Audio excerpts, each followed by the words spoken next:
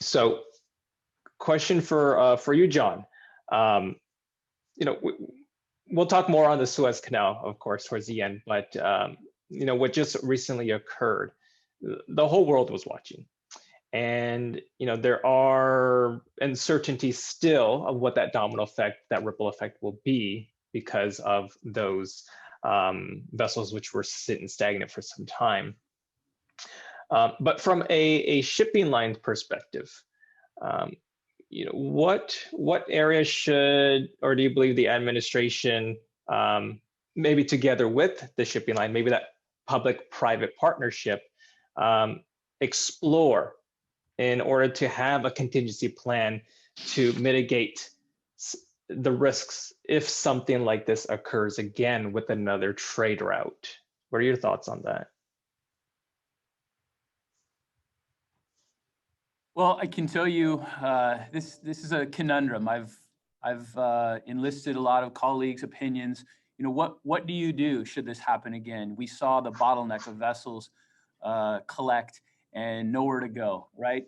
We can look after the fact and say would have been cheap insurance should that evergreen vessel had one tug as an escort throughout the Suez Canal. Most of the shipping companies are employing an escort tug should wind, come up and that situation happen. However, what do? Do you go the long way around, right? I mean, most shipping companies reacted to stop sending things that way as much as they could with diversions. But at the same time, you had a tremendous amount of vessels plugged up.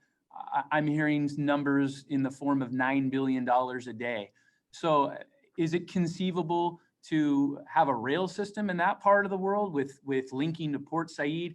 I don't know, but I would like to see the shipping companies more adept to be involved with projects when we talk to infrastructure. Right in Mario's backyard at the Port of Long Beach is Long Beach Container Terminal. I've never seen something, a shipping terminal be completely rebuilt using automation, being able to put as much as 7, 8, 9 gantry cranes on a 16, 15,000 TEU vessel, work in record pace, still work within the confines of having things safe for the union labor, and at the same time employing everything that needed to be done with environmental regulations. I would love to see more shipping terminals, more shipping companies. I'd love to see more of that synergy going on into the future with infrastructure. That certainly is going to help, especially when we just got done, or we're going through the perfect storm. We had a pandemic. We've had situations here in the United States. I've never seen weather. I'm not sure if it just wasn't reported as much as now, but I mean, look at what happened to the UP and BNSF railroads with everything that happened in the heartland with Houston, with Texas. So again, all of these situations are opportunities. I think we're getting much better. Going back to the earlier point, I'm even seeing companies like Amazon pushing the paradigm where they're asking for things of the shipping companies and the carriers that it's tough, but we're stowing vessels in a certain way for customers like Amazon. We're then working with the shipping terminals and synergies happening. So sorry, I kind of went long-winded, Del. No, not at all. There's a lot of great information there. Any comments from Mario, Bill, Lori on what John mentioned? My only thing is that when we're talking about rail, which is great, at present time, the rail industry doesn't have enough rail cars to meet the surge in demand. I actually just did a piece for CNBC, and you have the haves and the have-nots, and on the East Coast, they're doing very well in terms of the proximity to Chicago from the West. From the East Coast to Chicago, it's a lot closer than Chicago to the West Coast. And you're looking at LA, Long Beach, NWSA. Their rail delay is 8.5 days. So the other question is, and what I'm curious is, I've spoken with the railroads about the need for new rail cars. They're not going to make new ones because they know that this is going to be temporary Although I have intermodal contacts telling me they're seeing this logjam until the first quarter of 2022.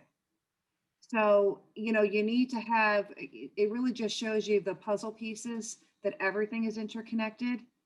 I'm just curious to hear from Mario or Bill about this rail car shortage.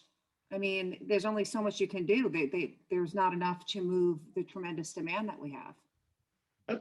That's a great point, Lorianne, because again, I have spoken to both Class 1 railroads here recently, and here in Long Beach, of course, or San Pedro Bay, that's BNSF and UP.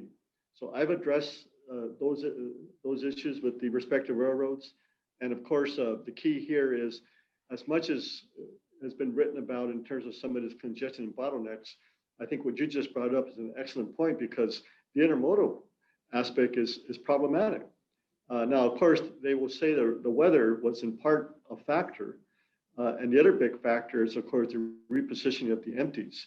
But I will say things have improved in the last week and a half, but nevertheless, that doesn't negate the fact that the equipment issue is a big component, whether it's chassis or rail cars. So that's a great observation on your part, and I agree.